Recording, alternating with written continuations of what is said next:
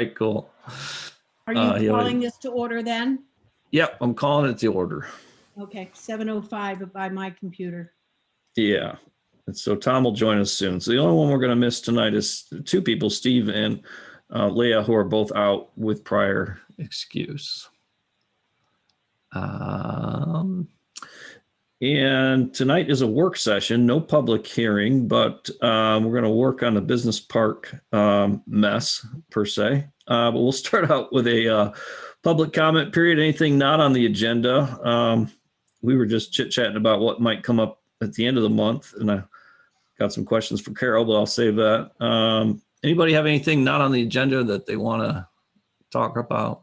Actually, anything you want to talk about. It's a work session. Yeah, I just want to thank Carol for all her hard work on getting this document together. That was a long, laborious, intensive thing, and she's done a good job. So I just want to recognize that. So yeah, there's a lot there. Thanks, Carol. Carol. Yeah. Thank you very much.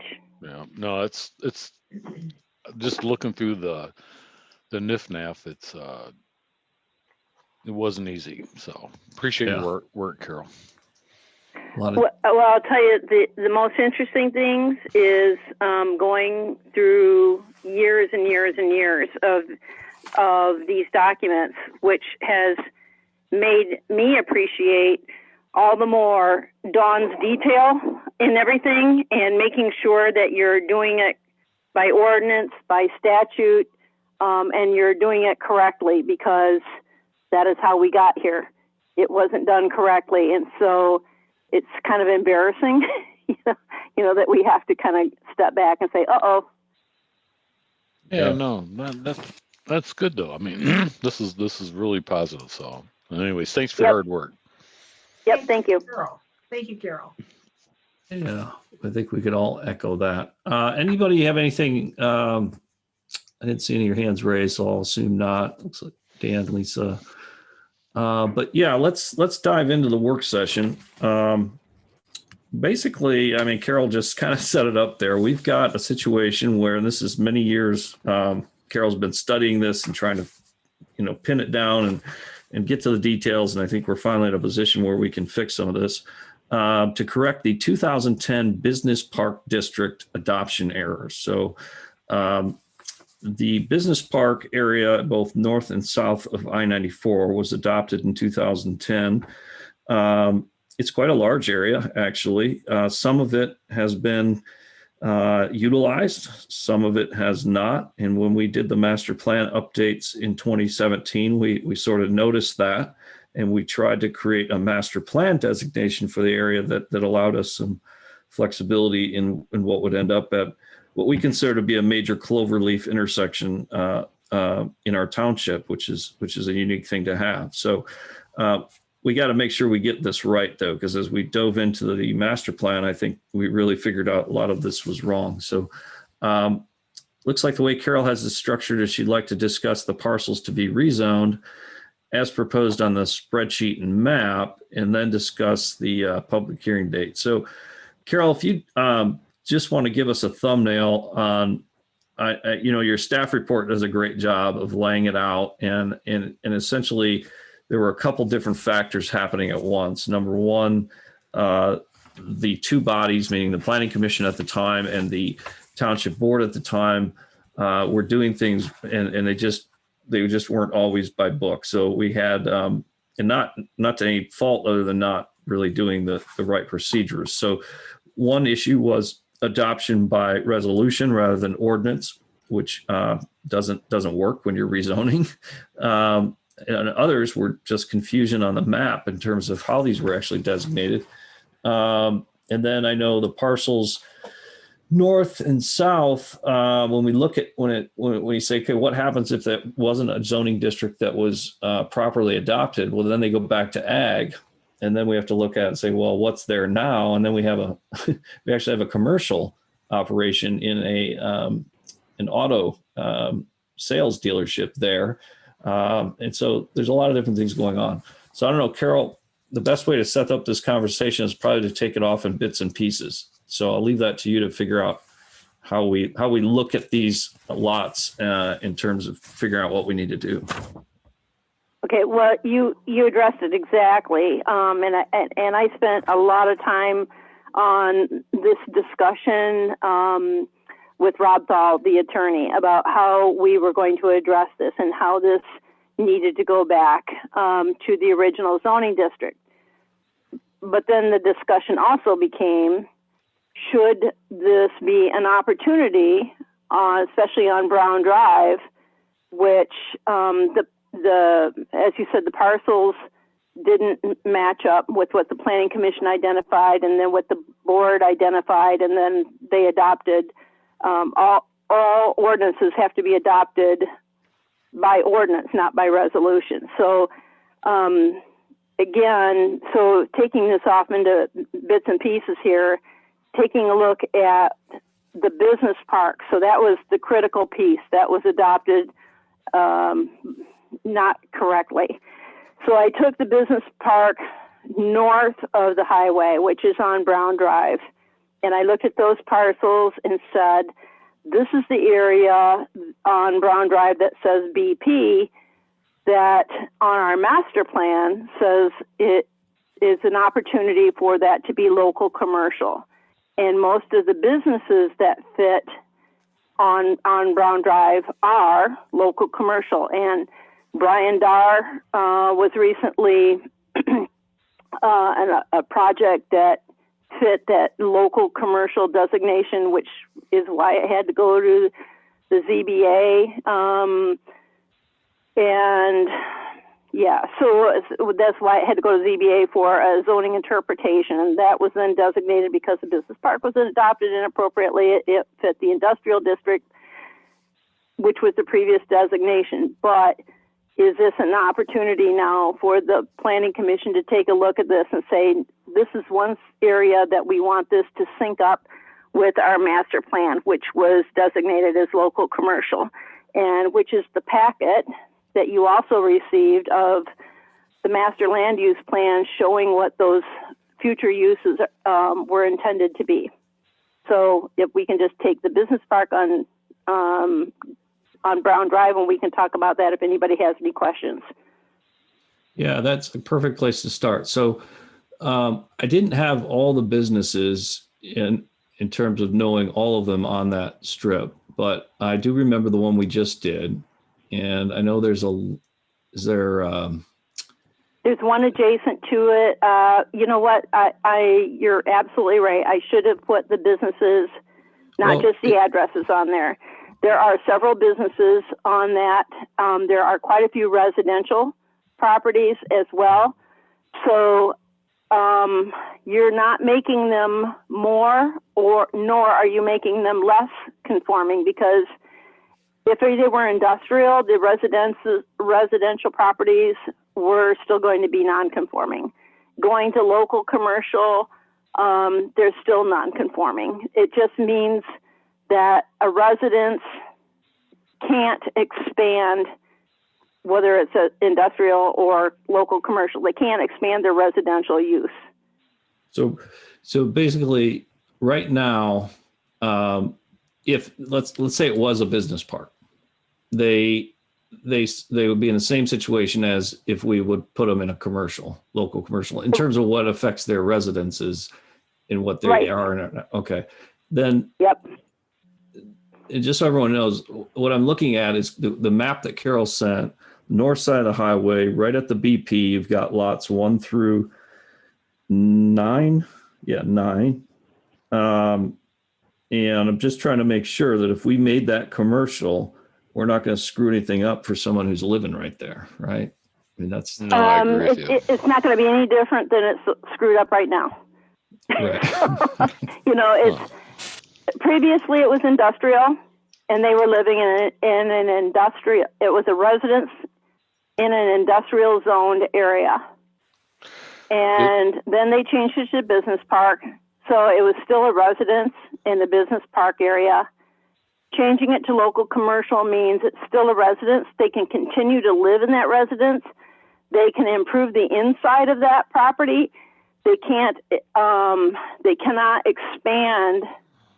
You cannot expand a nonconformity to be more nonconforming. So they can't. I've had a gentleman who asked, can he put up an accessory building? Can he put on a bedroom? Can he do these? I says, no, you can't, because you're a residence, which means you cannot expand your nonconformity any greater than what it currently is. So without it being, And that goes back to when it was industrial. So prior to all this mess, it was still that same way.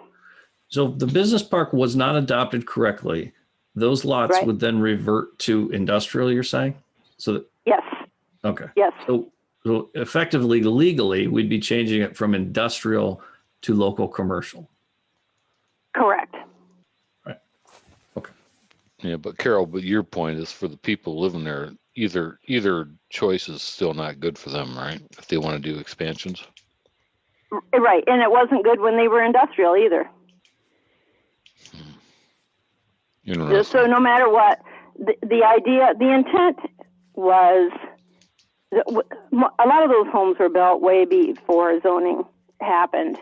All right. And it was an opportunity, it was just an opportunity, and the businesses came along, and Brown Drive was there, and now we've got residences at the end of the property, and we're going to have residences there on Pielameyer, and local commercial really is a much better fit than industrial, because you've got all these residence properties. You are also next to commercial, where you have the Wendy's, and you have the fast food places. You have the Commerce Park in there. You have the gas stations. So the local commercial fits better. It's going to be difficult when you have a residence there to want to expand that use in a local commercial area. Yeah. I guess Do you know which lots are residential? Pardon me? Do you know which lots are and residential? most of those lots are non-conforming anyway. Yeah. So they are non-conforming lots. There's several lots that don't even meet the criteria for a residential lot. Some of them aren't even 1 acre. Yeah, no, I'm sure we got that's all over the township. But if you were to look at those lots along Brown Drive, you can identify which ones are residential? So out of the 9, how many are residential? Do we know? I'd have to really quickly pull my GIS up, and I can do that. Yeah.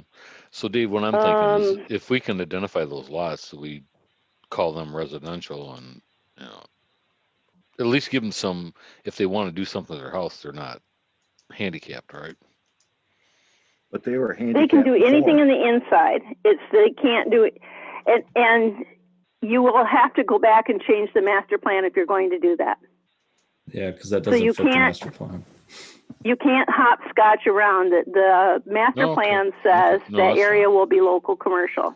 Okay. So you can't hopscotch around and say, this is residential, this is local commercial. That's not how it works. You have to go back and amend the master plan. Yeah, I remember having that conversation about that area specifically, because there was residential mixed in there, and it's always been a mess, and we talked about it. And yeah, I mean, it's not an easy situation. It's like you have a bad situation now. You don't want to make it worse, but you're really hamstrung in whether you can make it better because of what's around. And right. And so many of the people that live there are transitioning into selling their property, for commercial use or another use. And I can think of only one person that has, two people have bought the same property since I've been there. So in the last 6 years, one parcel has been purchased. I'm trying to pull this up, by 2 different people for residential use. And actually, it's the property right across from Brian, adjacent to and to the east of Brian Darr's property, and that's a non-conforming lot anyway. Yeah. So even though it's non-conforming, if it were to, he can stay residential. Nobody's saying he can't. It's just that you cannot build on, and he couldn't anyway because it's a non-conforming lot. So the ordinance says you can't make something more non-conforming. Yeah, but Carol, let me ask you this question. If they went to the ZBA, how would, they could get around some of the setbacks, right? If they wanted to? They can get Or around the setbacks, but not uses. The ZBA cannot grant use variances. Okay. Tom, what you were going to say something, Tom, and I think I cut you off.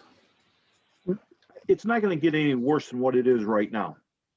If you change it to commercial. Yeah. And the business park, as I think I remember, everybody was worried about the downtown, putting local commercial there and stuff like that. But over the years, I think you might as well throw that out the window. Mhm. You're right, what Tom. is- That's exactly why the business park was adopted, is because people were in office at the time. The downtown was really struggling, and they didn't want to create a mall situation that would detract from the downtown. But I think the downtown is thriving now. Is it going to be that way in 50 years? Who knows? But at the same time, the idea was there's no water underneath the highway yet, and that's the primary driver of where you're going to have development, water and sewer. Plus, a lot of those lots, like you said, were non-conforming, so you're gonna need, in order to put anything of any size in there, you're gonna have to have a couple of those to make it big enough to make it worthwhile too. Right. So there's, I see 1, 2, 3, 4, 5 houses that are on Brown Drive. Okay. So basically half the residents down there are residential, living in a business park, potentially commercial zone, correct? Well, no, Yep. right now they're living in an industrial because legally we never So changed the it. flip side to Yes. that is if you're a resident and you're living in a commercial zone, your property will probably be a little bit more valuable than a residence because it has an opportunity to be a business for a business to come in there. Right. Yeah, you can market it that way. Yep. I mean, Um, it's pluses and minuses. There's Yeah. a lot of people that if they bought the house, they'd say, okay, we know that we can't do much here because we're living in a non-conforming area. And the lots that they're on are pretty much all non-conforming. Yeah.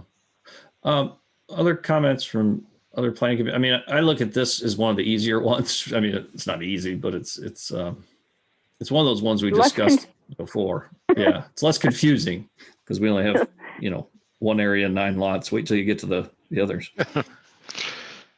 Yeah. I do have a question since I'm Mhm. new. Carol, can you give me just a rough what's the rough difference between a business park and local commercial as to what kind of businesses can go in there?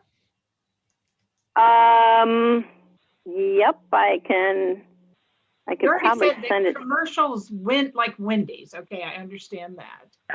So local commercial, I've got the Muni code up real quick here.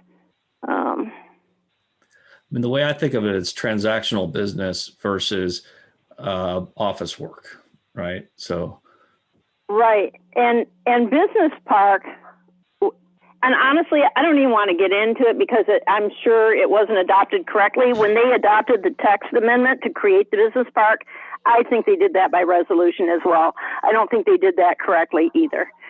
So, I really just wanted to take care of the zoning map. I wasn't as concerned about the text amendment for creating it. I figured that could be tackled later.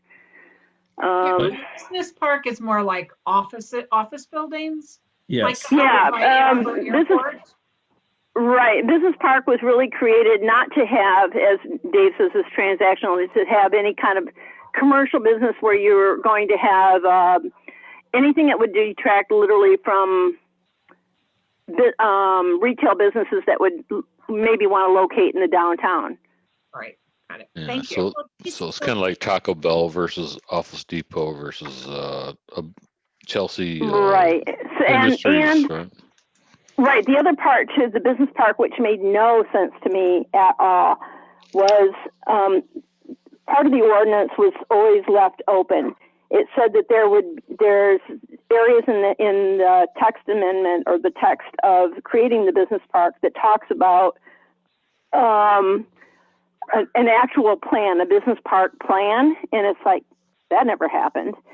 So there was things that were required of development agreements and water and sewer and all these things, and I thought, wait a minute, on Brown Drive, these are like 3/4 acre lots, and you're going to make them go through the same thing as somebody would do on a 10-acre development? It was kind of mindless, I thought. It was Dawn? well thought out. I was just going to add to what Carol was saying, and to answer Sandy's question, my recollection way back then was that they were thinking more like daycare centers, dental offices, things like that, rather than actual commercial businesses. That's what the business park was going to be. Carol, Yeah, so local commercial says clothing, apparel services, including laundry, automatic laundry, dressmaking, millinery, tailor shop, shoe repair. Food services, including grocery, meat market, bakery, restaurant, fruit market, ice machines, and similar service self-serve units, which I think that's interesting. But not including any business of a drive-in type, which would then put Wendy's out of the loop. Personal services, barbershop, beauty shop, medical and dental clinics, music studios, banks and savings and loan associations, and other similar uses. That would be pretty hard pressed on any of those lots in there, but those are the items are allowed. Retail services, including drugstore, hardware, gift shop, dry goods, and notions. Essential services, except those Carol, provided elsewhere in this district, goes on. Yeah, so Carol, based on your analysis, that if we take this from business park to local commercial, it has the least amount of impact on the existing zoning and the people that are living there. And in the residential within that district, they already have the same issues, and we're not changing anything. Is that correct? You're not making their life more miserable. It's the same misery they have as a legal nonconformity in existence. So They we're just can't. we're not changing anything, right? And I don't look at it as business park. I look at this as the business park wasn't done right. I look at this as industrial, and then we're going to make it commercial, which is what we would do with it today if we never had done the business park and we just looked at this and said, what's there? We would have done commercial. We wouldn't have done business park because we wouldn't have worried about downtown Chelsea today. Right. Because I think and so industrial. So when you're thinking of if you don't take it to local commercial and you take it back to industrial, then the uses are research and development, testing, manufacturing, compounding, processing or treatment, such as bakery goods, candy, cosmetics, dairy products, food products, drugs, perfumes, pharmaceutical products, toiletries, and frozen foods. Assembly of merchandise, such as electrical appliances and electronic or precision instruments. Packaging of previously prepared materials, but not including the baling of discards, old iron, blah, blah, blah. Printing, lithograph, blueprint, and similar operations, light manufacturing, equipment and process utilized that are considerable extent clean, quiet, and free from any objectionable or dangerous nuisance or hazard. Warehousing, wholesale establishments, and material distribution centers. Now, the warehousing, I will say, I believe that is where the self-storage came into being, and where it is currently located. Yeah. Right. So then special uses are in Carol, industrial. So Carol, A based on your contractor's analysis, establishment is based on your analysis that taking this to industrial is probably not in the best interest of or the current vision of the township in the future. Is that correct? Yeah, industrial really doesn't fit there. I mean, you've got really small lots, and you're trying to sandwich an industrial operation onto these really tiny lots. Okay. When you think of an industrial area, think of like the industrial park in Chelsea, where there are a lot larger operations. Now you got the laundry out there in the industrial park. You've got Roberts Collision out there. So you've got some kind of industrial uses out there that make sense. Do you want to see those kind of businesses mixed in with the residential, which are eventually getting phased out on Brown Drive there in this section, which seems to make sense. Sandy, you had something? Carol, I really appreciate all that detail, but I missed the first part, which told me what kind of zoning that was. that you were telling That us about? that was industrial. Industrial. She was describing Thank you. industrial.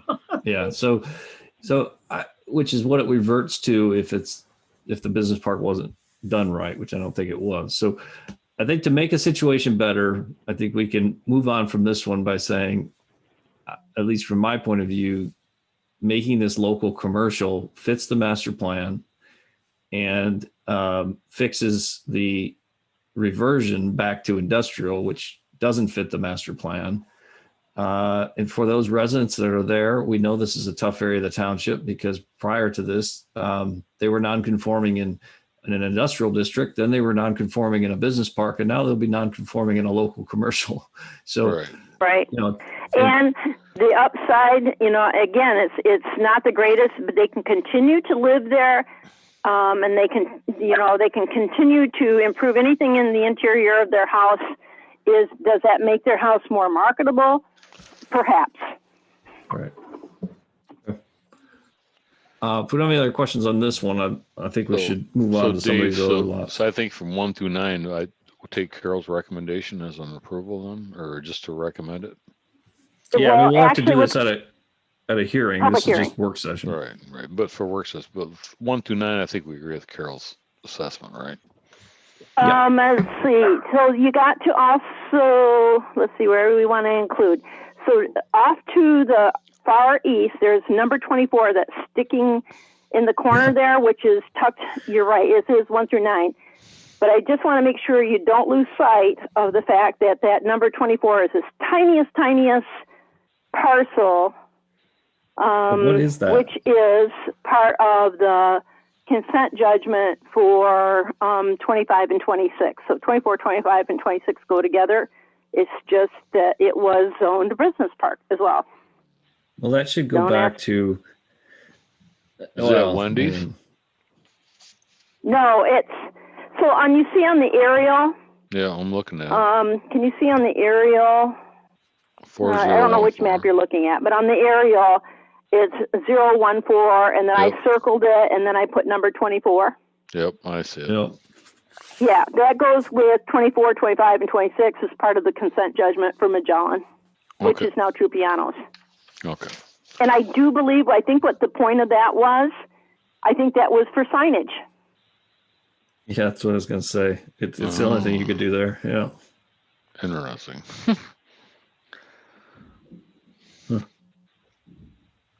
Weird.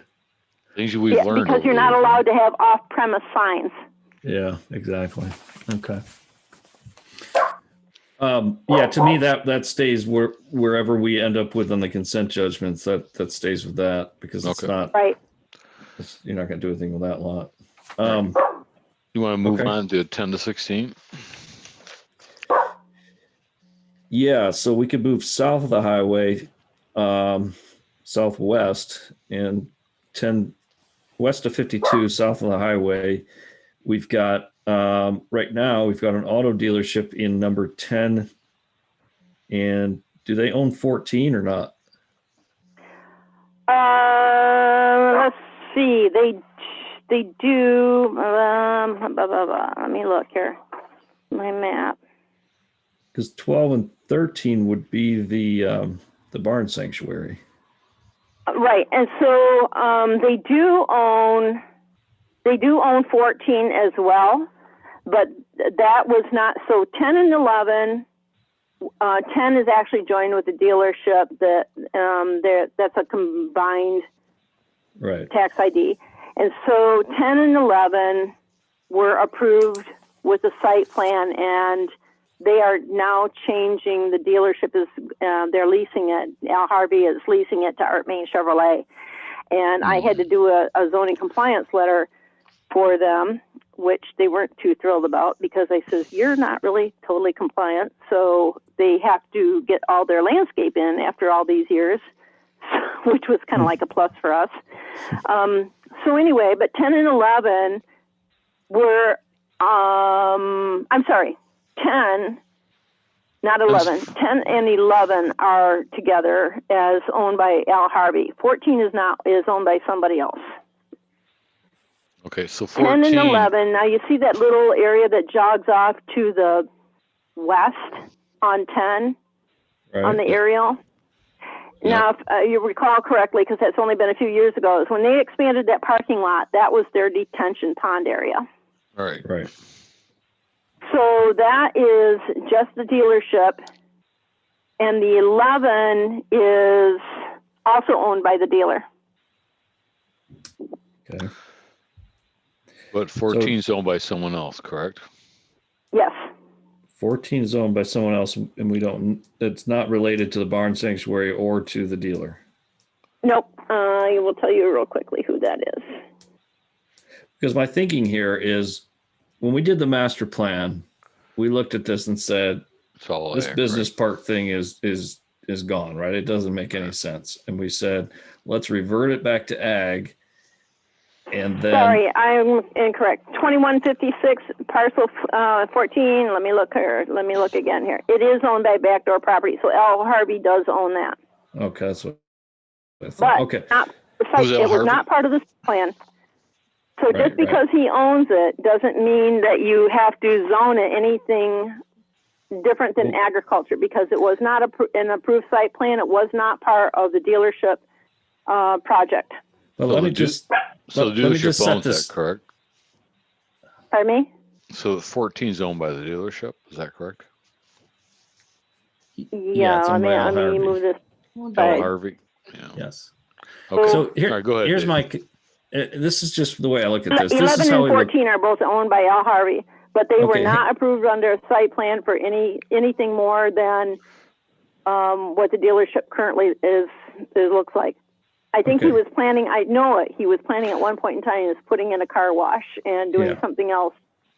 So Dave, your thought is put it all ag and let them come back to us, Well, right? no, what we did in the master plan is we said, at the time we knew the business park was a little screwed up, and we knew that this should be back to ag, because now that allows you to come and change it with whatever proposal you bring forward, All right. as long as it fits with the master plan. In the master plan, we made a broad category that would allow someone to come in with creative ideas and say, I want to do this. And we would look at it and say, okay, in order to do that, we're going to have to go from ag to whatever, but that whatever had to fit in the master plan list. And so to me, that's how you rectify this. You take it back to ag unless it's already something else. Like the dealership should be properly zoned for a dealership. Right now it's not. And I so if we're fixing this area and it's no longer a business park because they didn't do it right, All right. then you fix the dealership by properly zoning it for a dealership. And the rest that's not developed, you take it back to where it is, which is ag. Yeah, no, I'm Then- happy with that personally. Does that make so. sense? Because Yeah. No, I'm. That's where I was going anyway. So, Don, what do you think? master plan designation is broad enough, I think, to allow someone to come in and say, and I'm trying Yeah. to remember what we called it. Well, we didn't mixed shut the use. door for development. Mixed use. Right. Mixed use, yeah. Mixed use which was very broad and saying, we'll take a look at what you come in with based on if you meet the criteria in the master plan, then the planning commission could then take a look and see, does that meet the master plan and does that fit with where the direction we think this is going?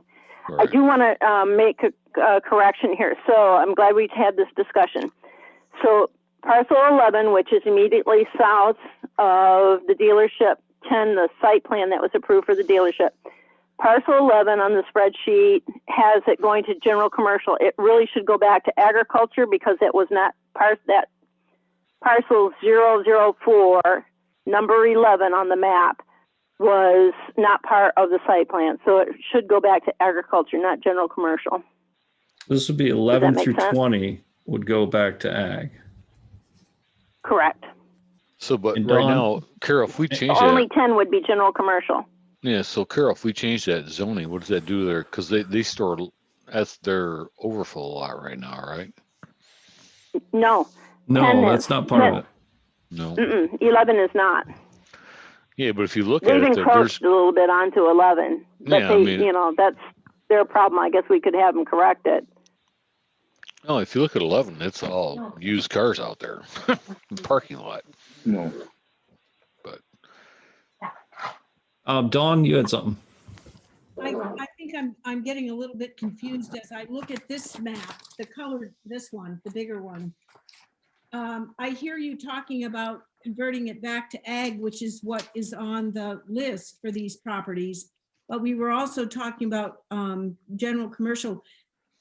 Where I see the business park, it seems to me that whole thing should be local commercial and not mix those pieces up with part ag and part something else. Maybe I'm misunderstanding. Yeah, I think you misunderstood. So the first discussion we had about local commercial was just north of the highway. So the business park north of the highway, which is Brown Drive, that is local commercial because there's local commercial there now. South of the highway is there is no local commercial. There's a dealership and there's ag property. And so the idea was we don't know what someone would come in with to say, well, this is going to be, it's in master plan, it's mixed use. And we said, this should probably just stay ag if it's being ag right now until someone comes in and wants to change it. Does that make sense? It does, but I wonder if it wouldn't be prudent to just go ahead and make it mixed use or local commercial mixed use, which is what we're showing on the master plan now instead of agricultural, and then we don't have to come back and change the ordinance in the future, because that whole area that's currently looking like it would have been business park, to make that whole area mixed use like we see on the land use map, future land use. I would just But the future, commercial now, I would go for mixed use. the future land use map areas are not zoning. Those are That's- designations with zoning underneath them. So That's- But I would, okay, mixed use is still a district though, correct? Isn't there? No, no, we don't have a No. mixed use district, not a zoning district. Okay. So you would. so I'm going to have to get clarification for that parcel 11 with the assessor, because, and I'm going to go back and look at the site plan. So you're right, Mike, it does look on the aerial, and this aerial was flown last year. So it looks like they have expanded that parking lot into parcel 004, and I'm going to check that with the site plan. And I know the assessor had did some combining of the lots, so I'll have to check with her on that as well, because I know we did some did some boundary adjustments that should have been done right after the site plan had gotten approved, but Yeah, I think they It took. didn't, so- I think they took their backfilling a little aggressive, to be honest. But I don't want to skip over Dawn's questions. We're going to go back to Dawn. So Dawn is wanting to know should this go back to ag if it so right now you've got under a mixed use designation, you could do a lot of different things with it. But I don't. So, hey, Dave, just to go back. So we're looking at 14, 15, 16 for mixed use, correct? No, I think there's confusion. So the only Right, thing let's we're end that, talking right. about right now is the business park doesn't exist. So south of the highway, all of that orange, it says BP. Under the master plan, it tells us we can zone that of a bunch of different zoning because it's mixed use. We could zone it. You can keep it ag. We could go to commercial.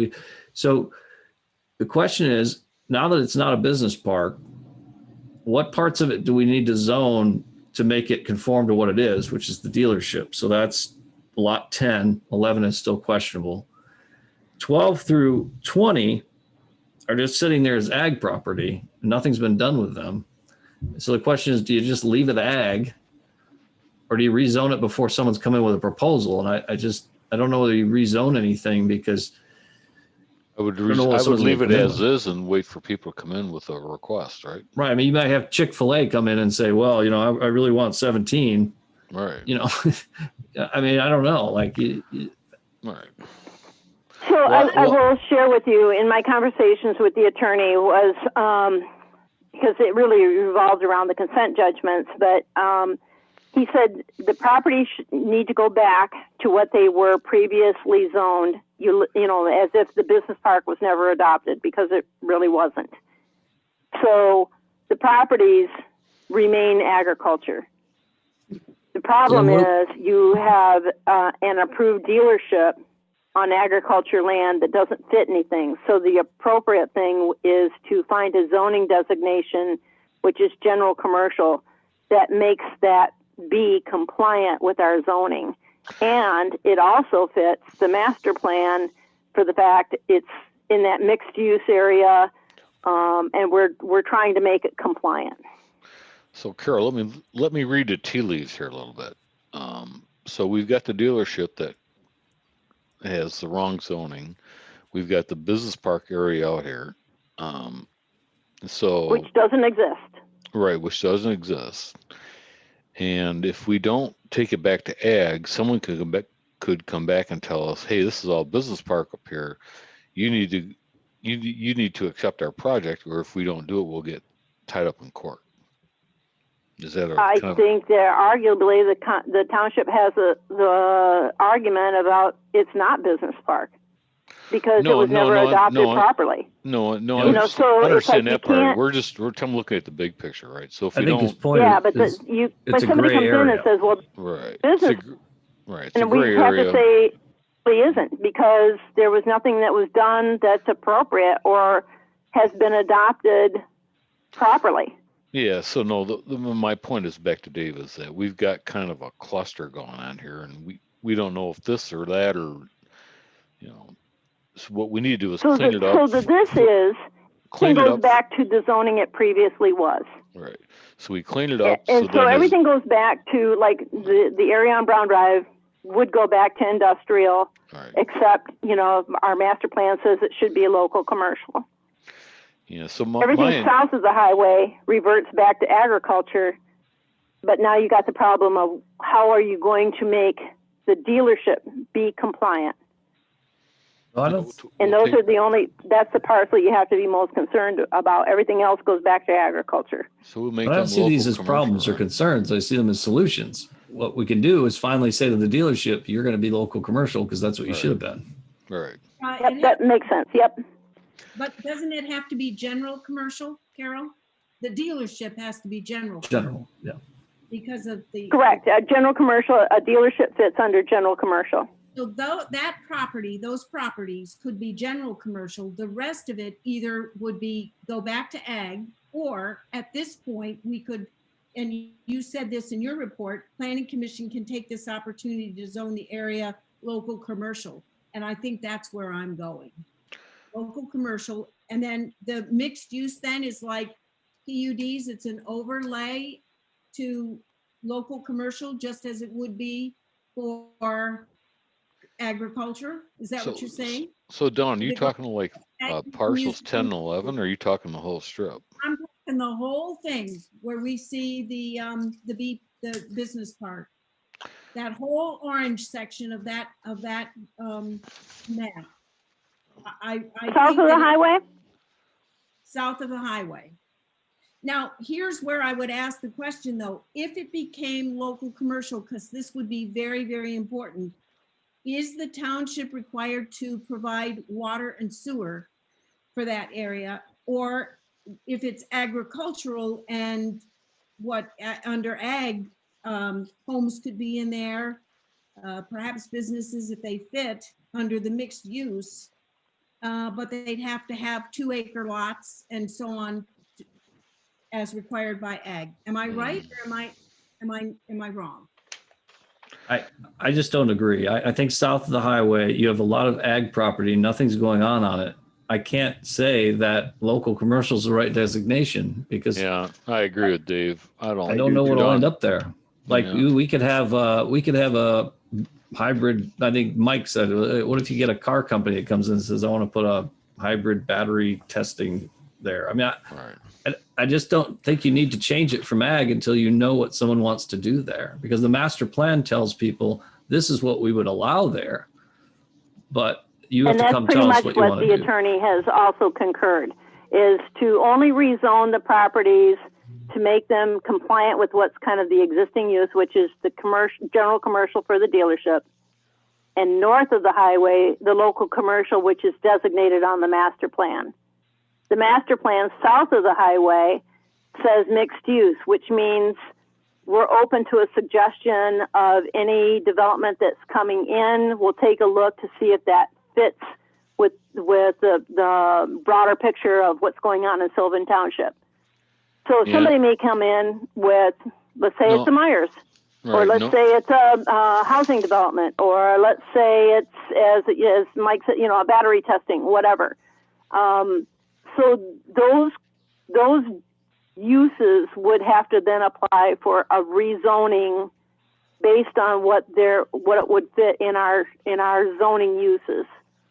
Yeah, I think the important part is that we have control over what goes in, right? I mean, that's Right. And that that's mixed the use important is part. that control. It's saying we're open to Right. taking a look at anything because that's the policy. Mixed use is the policy, and the Oh. zoning is the regulatory. Yeah, no, I understand what Dawn's saying too, because Yes. if you tie it back to the master plan and the other stuff, it can get quite convoluted at times, right? Particularly what we've been dealing with. Well, I think there's a common, I mean, that happens a lot, right? I mean, it happened on the Finney project. It's Right. hard to understand because the master plan uses words Right. that are similar to zoning, but they're not zoning. They're umbrella designations, and Right. underneath them, there's zoning. So, I mean, I think what we talked about one time was, if a grocery store, God, we could use another one. If a grocery store came in 17, then that wouldn't be necessarily, that would be commercial. But then Mike said, well, what if this was another car place, which we did already have a car place come in down one exit down for a testing facility. And Right. being right next to Daimler Chrysler, I could see more coming in to do testing at some point, but I don't know. I mean, it hasn't sold yet, and I don't know why those pieces of property have sat there, but they have. Yeah, they have. I mean, the A Swisher lot of it sign's has still to out do with there, no right? water. Yeah. The water, it's like if there were water and sewer access, I think those properties, the people I've talked to, developers I talk to, they always pull up the maps. They always take a look at everything. They do market studies. They see what's available, what they know. But the cost of bringing water, sewer going under the highway is more than what they want to pay for, and what the current property owners, they don't want to have to bring it to it. So we have a good non-conforming situation then, right? Well, until somebody wants to pay the price for bringing the water and sewer under the highway, the sewer is already there to the dealership, but it isn't. Right. It would have to then go under 52 as well. Right. So I have another question, Carol, on existing uses for this area. So the barn sanctuary, is that ag, and would they need to jump through some new hoops? I mean, they don't fit business they're park, truly an agriculture operation. but they're kind of ag tour. Like, I don't know what all they do, but I know that. Ag tourism, right? No, that's Like, a good I just don't point. want to throw them in a situation where they're getting messed up at all. All right. No, that's a good point. Yeah, and I talked with Tom about that. It's about at what point do they become more tourism than they become agriculture. And I know he's kind of walking that fine line with that as well. Yeah, right But now they they're are not. truly Yeah, right now they're pretty ag, but I know Yep. they have to fundraise, and I know part of fundraising is you got to bring people there. And after Right. the pandemic, as long as he's aware of it, I just don't want to. Well, I mean, we have an existing ag tourism ordinance, right? Yeah, I mean, Yeah, there's ways which- we can deal with it. Right. Right, that needs to be tweaked probably because we've got some new ag laws. But anyway, that's another down the road. Is that something we should look at, Carol? The ag tourism, Yeah. yes. There's so many other priorities right now.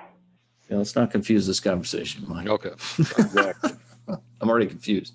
Yeah. All right, So so the we're- bottom of the south of the so- highway. So 10 to 16, we're going to take Carol's recommendation. Well, I no, wanna The take a 10, look exception at- 11. I want 10 to take is- 11. I'll have to look and check with the assessor, and then I'll get back with everybody on whether that was included in the site plan. And I know that she had done some adjustments on the combining of lots. So let me take a look, and Okay. I'll talk with her again. Okay. Yeah, And so this it's is 10 in recent. potential. I know she did with it recently, so it may not have caught up in GIS yet with the equalization department. Right, so it's 10 and potentially 11 that would be the general commercial to match what it's being used for. The rest, Right. 12 through 20 or 12 through 23 would Go back be to agriculture. would go back to ag, and we really wouldn't need to do anything until someone came in and said what they wanted. Right. And I also would like, it should be noted as well, is like the consumer 003 and parcel section 400-001. The way the business park was, I mean, you see how it jogged around? It's like the most incongruous thing. It took, and you can't rezone portions of tax IDs of parcels, but that's exactly what they did. I have no idea how they carved out what they did. Like in parcel 19, that's consumers, and they made that crazy configuration. And then parcel 23 is the north part of the parcel to the south, and yet you can't cut a parcel off and only zone a portion of it. No idea. But so it doesn't really matter because it doesn't exist. But that's all landlocked property, correct? 20, 22, 21, and 23 are on the far east portion. Yeah, those Yeah. are all landlocked. Is that all Ruben's house? That's all farmland. Is that Lesser's? Lesser, Reuben owns the 23. 23. Yeah, his is the one that The got north split. part of 23, he owns that. And then 20 and 22 is owned by, let me see. So with consumers running through that property, I believe through the federal government that they have right of way over property, right? Through the, I'm trying to remember the name of I that. don't know where the right of way is. They could have. Yeah, but they've got a right of way through all this property. But I guess Through all of, it doesn't matter. I don't know. It's beyond our pay Consumers grade, owns right? this. Consumers has a 19. I'm trying to think. And then south, there's some other parcels on section 24 where you see that orange. They go south. They own a big chunk of land. They contacted me a couple years ago about putting in, I can't remember, some kind of plant, some kind of energy. I don't remember what it was now. It's been several years ago. Yeah. But anyway, so 20 and 22 are owned by Ed and Christine Keyser. Yeah. They And had then spoke the up during the parcel- master plan. Yeah, yeah. Ed and Christine Keyser own on the aerial that's and fine. on the zoning map. And then the small sliver 21, that's consumers. So parcel number 21, which is 004, is Consumers Energy.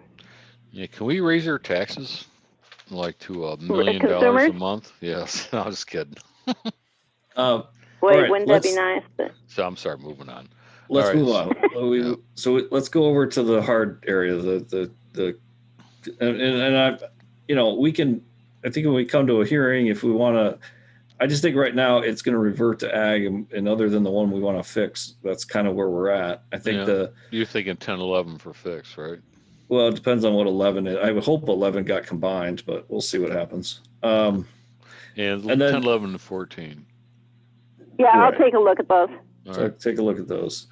And then north of the highway, we'll go back north of the highway and we'll look at what is now the the consent area and everything else. So 25, 26, and 27, and of course 24.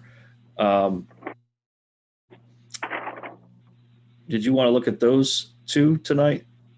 Yes, Carol, and or so not? I want to explain. I want to explain what the attorney had suggested on those. Those all the zoning all reverts to what the original zoning was. So they were industrial, and on the zoning map you see that little triangle. It says MR PUD Hmm. on the zoning map. Okay, that doesn't exist. I don't know. That was actually the retention area for the Chelsea Springs PUD. So everything is now being built out on Chelsea Springs. And the detention area for Chelsea Springs 2, they, instead of putting the 58 units in, they put the detention area on that site. So that's why they didn't get as many units as they had originally been approved, because the detention area was actually on another parcel. But they had control over it, so it didn't matter. So does that make sense? Yeah, clear as mud. I mean, the whole area was controlled by Papo and Cook, and they were doing the second phase of the Commerce Park. And then when that all went belly up, then all the parcels started getting split off. But the PUDs that was approved for the Chelsea Springs was phase 1, 2, and 3. And so now that's getting totally built off. So that was not consent judgment. That was always part of the development agreement PUD area. The detention pond was on another parcel, which was the north part of parcel 27, which that is the Sylvan Land Holdings, 30 acres, that's now currently owned by Larry Gotcher. That will all revert back to industrial, even though he has the opportunity to take that into several different zoning designations. The attorney says to leave it as the industrial, which the original zoning district, not to change the zoning to any one of the proposed zonings that are permitted under the consent judgment, because if they don't go through with it, then you've got a rezoning that is that you don't want anyway. You wait for them to come, and then the board will change it when they come with their project. Like so basically Trupiano. said leave well enough alone, right? Yep, leave them the way they are, and then the board has the opportunity. The board will, by the consent judgment, change the zoning based on the consent judgment, such as Trupiano's Chelsea Square. That's why they didn't have to come for a rezoning, because it's a consent judgment. The board changes it when they approve the development agreement. Really a mucked up mess, isn't it? Oh boy. So Sandy and Dave, there you go. You can change that when you agree to a Well, it is what it is, development right? agreement. So. Yeah, it's really messy, but it's like it's the follow through on it. It's like just tracking it down. Pretty soon this is all going to get developed, and all this stuff is going to be developed out. But you all need to understand, this is the one thing that blew my mind. The consent judgments live with that property in perpetuity. So once they're built out, the consent judgment doesn't go away. It stays. It lives on that property. And who gave you that opinion? Well, the attorney. Interesting. I said, wow. So in 50 years, if they decide to wipe out the housing development and they wanted to put in a mall and it's allowed under the consent judgment, they could do it. So if you got title insurance, be wary, huh? No, I mean, that would be like, I was just astounded. I just thought once it got built out, that was it. And it's like, that's not true. It stays on the property. So whoever buys that property will always have that property with the consent judgment, that if they wanted to change it into something else, they could. They would have to come back and get permission, obviously, but it's mind blowing. What a cluster. Yeah, we got 7 of them. 7 consent judgments. I've lost track, actually. So. Not me. Boy, I live these things every day. Yeah. So okay. basically, those are already tied up. So okay, let's move on. So they stay they stay industrial, but they will have like an overlay. They will be designated as consent judgment. So all of the consent judgment properties that have not been developed, such as 24, 25, 26, and 27 haven't been developed, those will be industrial, and they will also have a consent judgment designation. Sylvan Crossing will have their manufactured housing will be consent judgment. It'll be manufactured housing, but it will also be consent judgment. Yeah, So it's the amazing. consent, Amazing when you look at the map, how many houses could go in there. so technically that consent judgment designation, that's not a zoning, that's a designation that you tie to the zoning legally? Right. Yep. It will be on the map that all the properties have consent judgment. So they will live on that property on the zoning map.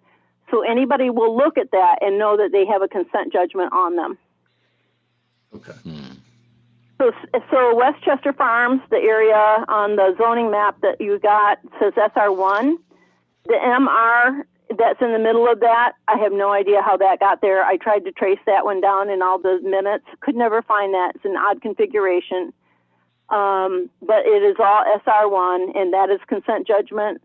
The local commercial, I think I found where that got changed to local commercial, but it was never really tied, but it's still consent judgment, so it really doesn't matter. And that's parcel, those are outlots for 9 and 10. Because 1 through 8 is the 300 and some homes for Westchester, and then there's lots 9 and 10, which are future development that are undesignated. I wonder how many townships have to deal with this kind of stuff. Actually, our attorney says we're the only one in the state that he knows that has this many consent judgments. Really? We get the prize. Yep. Maybe we should, Carol, you should be worth a lot of money as a consultant for consent judgments, right? Yeah, I tell you, I have spent a lot of time over the years reading this stuff and figuring this stuff out. No, that's good though. I appreciate it. So basically, any of these ones that are industrial that are part of consent judgment, the advice is to leave those alone and move forward. Correct? Right. They all need to have the designation, the consent judgment on them. Okay. But like for Westchester, the MR gets lifted off.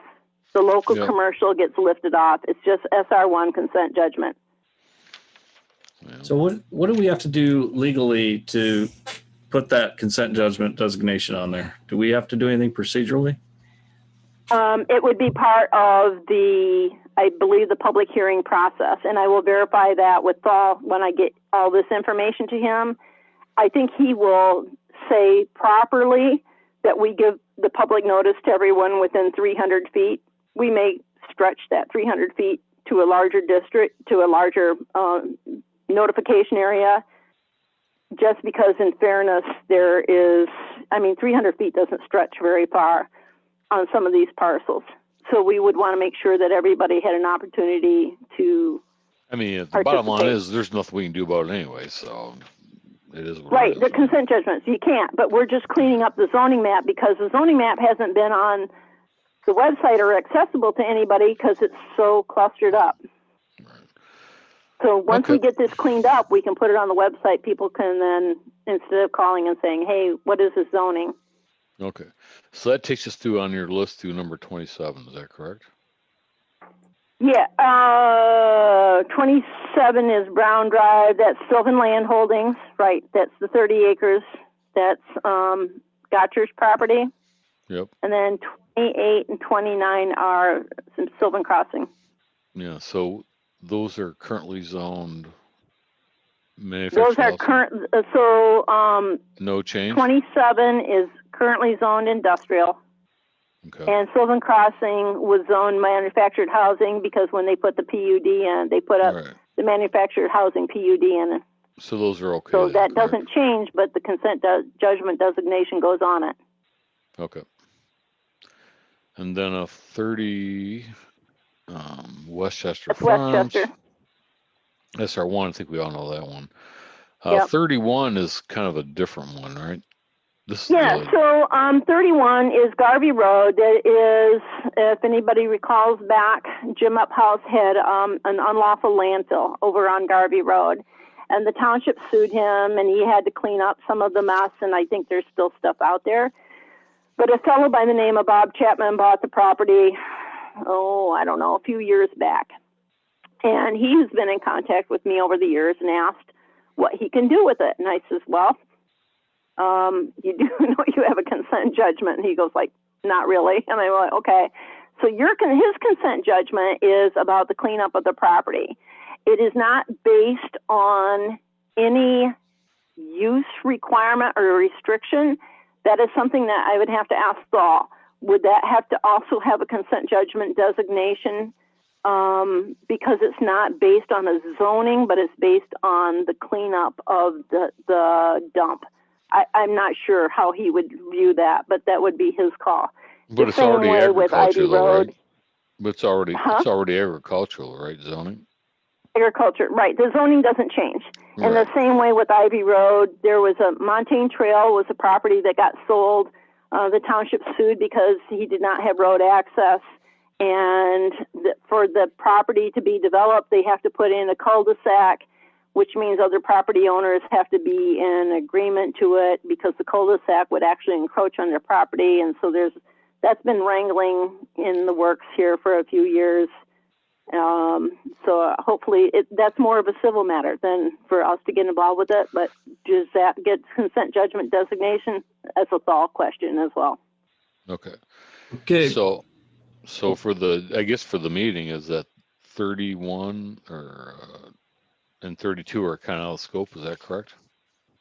Yeah, I don't know if he's going to want to have that on the zoning map, as consent judgments, but I will ask him. So if we're adopting a whole new zoning map, would those get included as consent judgments? That'll be up to him to make that recommendation to you. Okay. So Dave, I think we probably need a good 3 or 4 weeks along with the township board to review the updates to the zoning map before this thing goes public, right? Well, yeah, I mean, we're not going to be able to get it in March anyway, but I think I hope would be to fix this in April. Yeah, I'm just saying good lead time, right? Yeah, I mean, I think the important part is because this is so confusing, I want to make sure the hearing that we have an opportunity to alert everyone, as much information out as possible, even publishing the updated map. You know what I mean? Right. Because it's just Yeah, I no, don't we're think the trying South to Highway is going to bring up much conversation. I think it's mainly the Brown Drive change, and then the consent judgment is a piece that I would like to have people have more clarity on. And I think this helps bring clarity to it because it'll fix our map, and our map will show, hey, yeah, that's industrial, but it's consent judgment. That's MHP, but it's consent judgment. That's, so I just think being able to label it as such would be very helpful because Carol's right. Our map hasn't been up there because it's been so messed up. Yeah, well, we're the CJP of the state, right? Yeah, right. Well, yeah, I don't know if we have the most, but we're probably in the running.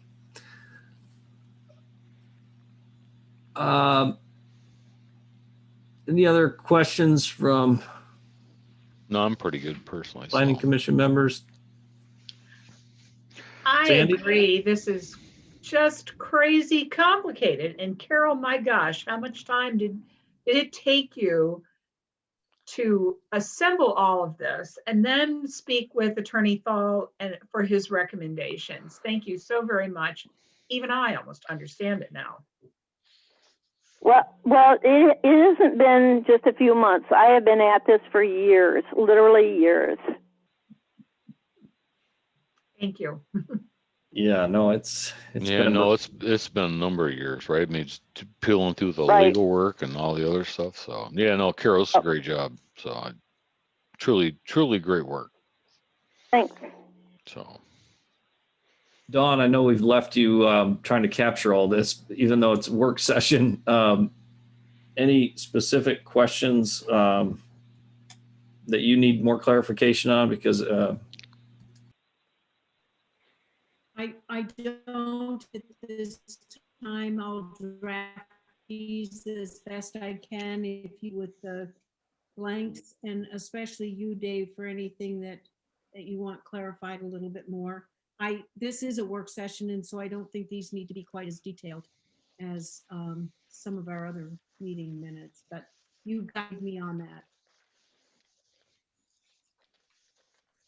Yeah, absolutely. I just want, this is Carol, I just want to say, I think this is this particular project of the zoning map is a great opportunity to take a look at the master plan, which you all have been participated in creating.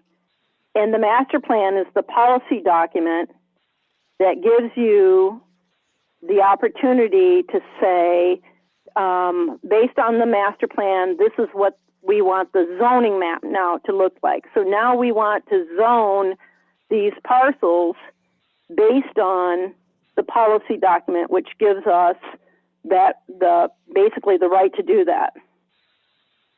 Does that make sense? Yeah, so you're suggesting that this is an opportunity to go in and update the master plan before the 5-year renewal period? No, you wouldn't want to do that. I'm just saying you use the master plan. That's your policy document that you're using.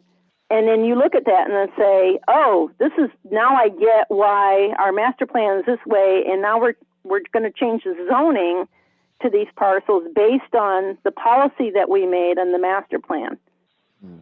So the policy document is the basis for what you make your zoning decisions on. No, I understand that, but does that require a master plan update for publication and all that, right?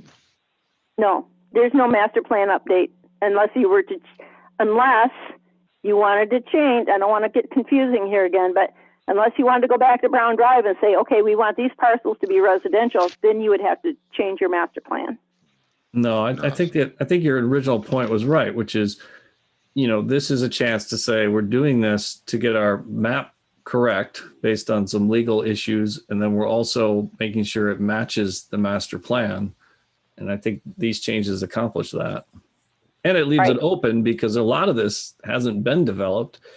And when the developer comes in, we can, look at the master plan, and if your idea fits into that, it's okay, right? Yeah. So Carol, we're due for the mid-year update, what, next year? 2022? The master plan? Yes, because 17 was published, we can right? start that process. Yep. Yeah. Honestly, Okay. we haven't done much different, on that master plan. There hasn't been much. It hasn't been utilized very well, because we haven't had many. We've had one rezoning, and now we have a second rezoning, and that master plan is the basis for how you make those decisions. Right. But 2022 is the start of it, right? It can be. Yes, it can be. We can start it in 2023. They recommend every 5 years. Okay. It was adopted in 17, so we can start that in 2022. Yeah, I thought every 5 years you're required by law to update it, so. Yeah, well, they'd have every township in the Hooskow if that, because most people don't get it done. Yeah. Okay. Does this give us what we need to get to a hearing? If everybody's fine with it, the biggest issue I see is I need to get clarification on parcel 11 for the dealership that was approved by the site plan, that the planning commission approved for the site plan, to make sure that those parcels are correctly identified. And I can send that information to you, but if you wanted to set a public hearing date, then I would have time, because every single one of these parcels is going to have notification within 300 feet of it. And actually, I'm probably going to stretch that 300 feet just to make sure that everybody gets notice. So that is a lot of notification. And I want to make sure that the assessor is finishing board review right now. And she's my key partner with getting labels together. So I just have to have them out. I have to have them out minimum of 15 days prior to the public notice. So if the public hearing sounds like May is your time window, Carol. April works. If you want to take a look at April would be a workable time if you wanted to have a public hearing.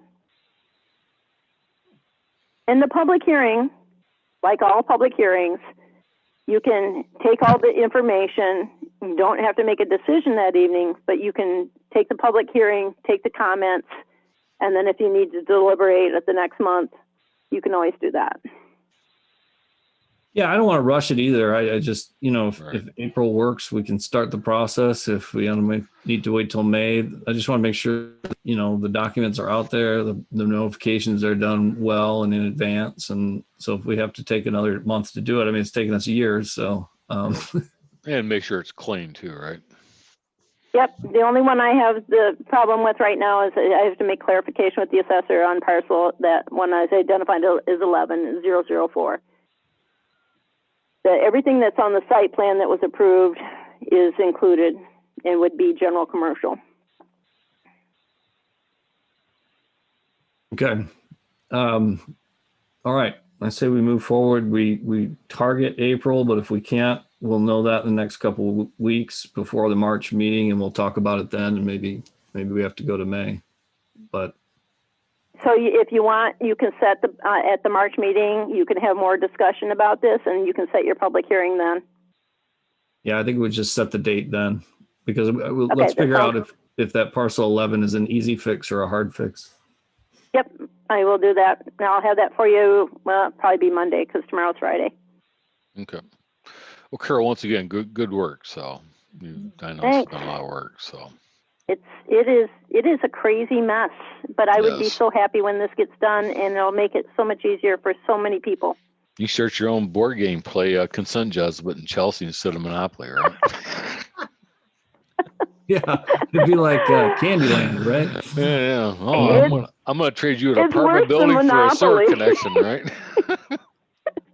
Especially when you're talking to developers and they're going like, their head is spinning and they go, what does that mean? And I says, oh, well, let me tell you.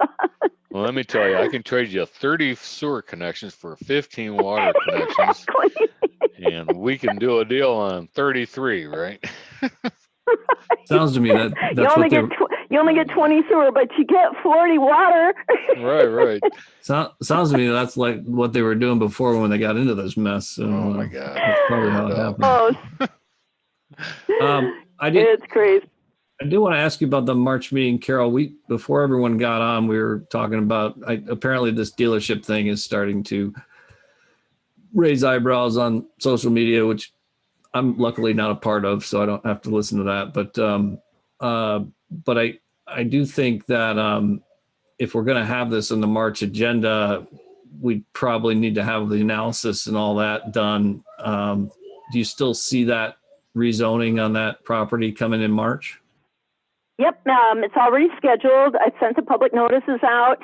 I have asked all the powers that be that would have an opinion on that. Sue Dickinson is one. I've sent it to the fire department. I know I didn't send it to the fire department. I sent it to DPW. I did ask Washtenaw County Road Commission if they provided any input. I don't think they do. I haven't heard back from them. But we will be then putting staff reports together, and you will have that well within a week before the meeting. And all the information is up on the website, all the application documents. I know there is a lot of people that are talking about this, and there's a lot of rumor going around, and of course it's always negative because nobody wants change. I understand that. And but we'll have an opportunity. We extended the notice area well beyond the 300 feet just to ensure that we made sure we touched everybody that would be in that area and they would have an opportunity to participate. So it's been published, all the public notices have gone out, and we will be ready on March 25th. It's really the only thing I've ever seen on this is the realtor showed up with the consultant one time and said, we're thinking about doing something over here, but we've never actually seen the site plan until now, right? Or whenever you guys get it to us. So this is the thing. This is not a site plan. This Right. is a rezoning, and it needs to be understood very clearly. When this is rezoned, it means any of those permitted uses in that district are permitted. So let's say this fellow decides he buys a property, he gets it rezoned, and it's not going to be a tool yard. it's now going to be a battery manufacturing plant. Anything that is allowed, you can't rezone it for a use. It is Right. rezoned for the district and all the permitted uses in that district. So Right, if he buys it and decides he's changed his mind, resells it as an industrial property, anything in those permitted uses are permitted and allowed. It's only the rezoning. A site plan will come later. Right. That was my point, actually. So it often gets confused. Like people think we're approving an actual project and we're not. That actually comes later. And you could rezone it, and then someone brings a project to you and you say, well, the site plan doesn't work. And so it's really about the rezoning. Does it fit the master plan? And does it fit all the other requirements that you judge a rezoning by, right? Right, and that's why on the future land use packet that I sent you and said to please hold on to this for the March meeting, so I didn't have to make additional copies. But if you lose it, don't worry, I will get you another copy. I was trying to prevent, color copies on the printer without spending more money for the township. That is your criteria, that future land use section of the master plan. I think you all have a copy of the master plan. If you don't, I can make you another copy. Glad to get you the whole thing. That section for the future land use is the piece that gives you the policy to make your decision on any rezoning. Right. Okay. Any other comments from any other members before we wrap up for tonight?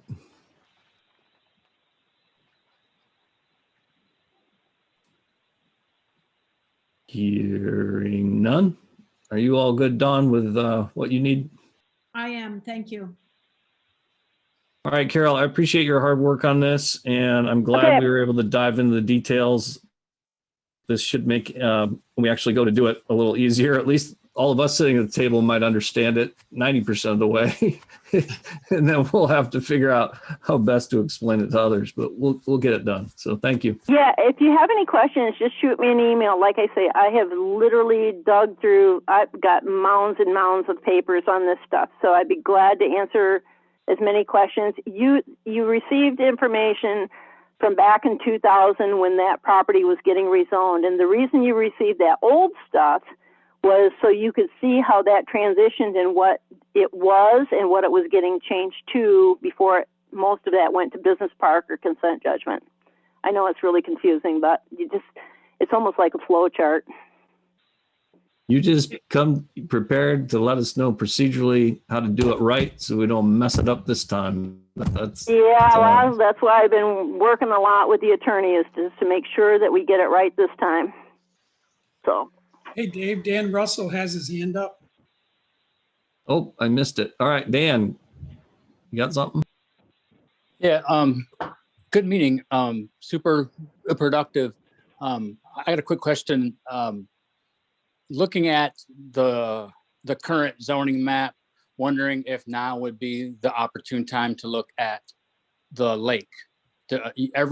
Nearly every township around us has a lake district, lake zoning district, and we do not. What that does, having the lake zoned the same as all the property around the lake, when you're looking at density, it throws that equation way out of whack because of what the lake, what the lot sizes are around the lake. So just curious if now what would be a good time to also discuss it, and not now, but I mean now in the world, to talk about a lake district around this area here. Yeah, no, you bring up a great point. And I don't know, we've never really dove into it. But I know like the ZBA has been dealing with the lake for years in terms of having to every time deal with nonconformance because we don't have a specific lake district. So I don't know. Carol, have we ever talked about that, or has the board ever talked about how we might address that? Nope. And actually, procedurally, what you would have to do, first of all, I would like to say, because the Lake District, the LR, district is you're right, does not really fit the lake district. The 1 acre requirement around the lake was designated at a time before the sewers were in existence. So to require all these lots that are now non-conforming to not have some kind of a formula because sewers are there, the idea to have 1 acre was to have your water and your sewer in a backup system, or a septic in a backup system. But now that sewers are there, that throws that whole equation and requirement from the health department out. So the board either directs the planning commission to look at creating a lake district, or the planning commission can ask the board and say, we think that we need to be addressing a lake district. It can go either way, where there's dialogue between the two bodies. But if the board directs the planning commission to do that, then that would be kind of a priority. I will say there are other ordinances that are out there right now that have been in the works for a couple of years that haven't been completed. So to start something else, in addition to the fact that we got a sign ordinance that has been non-compliant with the Supreme Court for years that we've never finished. So we've got things that need serious consideration and for them to be adopted, and we need to move forward with some of these. And our ordinance overall has not been addressed in well over 25 years. There's Which so one? many You're talking about the sections of our sign ordinance that are so out of sync with where we're at. Yeah, and I the lake thing has been an issue for a long time, so I definitely think it does come to having to be addressed at some point. I guess to Sandy, I would say that I would love if the planning commission, if we think it's a good idea, which I'm going to tell planning commission members to go back and think about, and also probably when we get to a meeting where we can actually talk details about it, I'd ask Tom Barris his opinion, because he's on the ZBA and has to deal with all the lake issues. But I agree. Once the sewers went in, everything changed. And I think we've got to update to get to that point. But I'd love it if the board said to the planning commission, yes, you should do this, but please do it after you do X, Y, and Z. So just give us some sort of indication of how you want to prioritize these things. Because then it's also your work as the township board too, because you have to take this up too. So let's, my suggestion is, let's address it, but let's figure out when and what order. But definitely agree with Dan.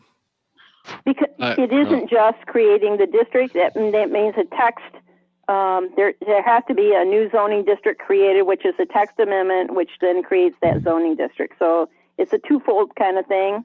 When you're creating that on the zoning map, you just can't put it on the zoning map, say we got this, because you have to create the text part of it and the regulations and everything else and all the uses associated with it, like all the other districts. Yeah. And if we did a work session on creating that, I definitely want the ZBA there with us, because they have to deal with this every meeting. They're dealing with the lake, I think. So. Yeah, no, I agree. That's a huge one. But Carol, back to my other question. You talked about the sign ordinance, right? Yeah. Where do you see the risk at there to the township? Based on what you've seen so far. I'm just trying to get a perspective as to what. We haven't done anything for 25 years. Does it matter? Is there a risk out there? Right.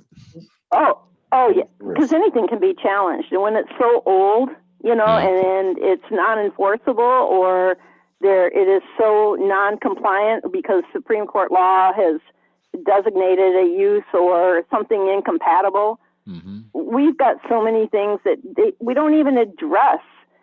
Our sign ordinance is abominable. I mean, we started tackling that, and then I think we got taken off in different directions because of other projects. Yeah. I remember some. Yeah. We spent a lot of time on that, and then it just kind of fell by the wayside because of other things that were happening. But I'm trying to think in particular. I guess the reason for my questioning is the question is because we know there's a lot coming at us. How do you balance risk versus reward, right? Let's put it this way. We've got 7 consent judgments, which tells us that I think we don't always do our due diligence. Right. And I think it's doing our due diligence and making sure that whatever actions the board is is compliant with the law. We're not doing something procedurally incorrect, or we're not doing something, adopting language that is not in compliance with whatever the current laws are out there. Okay. And we have a lot of language. Here's a perfect one. When we were addressing STRs, the short-term rentals, and we were taking a look at families. Do you all recall when Attorney Thal says that the language that we have for family in our ordinance was so old it needed to be changed? Correct. That's a perfect example right there. Right. So, and that was in the last year Yeah. of So what needed to be changed. That's just in definitions. yeah. So I guess my bigger question is based upon what your experience and what you're looking at is if you're to prioritize, what are things that the planning commission, from at least from a legal perspective, right, that presents their greatest risk? What are those things we have to look at, right? I'd have to really take a serious look. I couldn't already tell you right off the top of my head. I'd have to. I mean, this is a work session, so I was just throwing it out there, but I think it's important to put priorities first, right? So, anyways. Yeah, I will share with you one of the big issues that I see that I face a lot is people wanting to have like in-law apartments.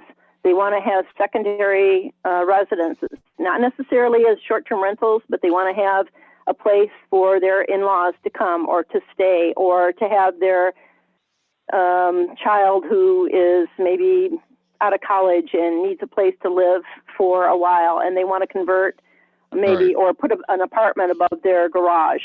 Yeah. I hear that a lot, all the time.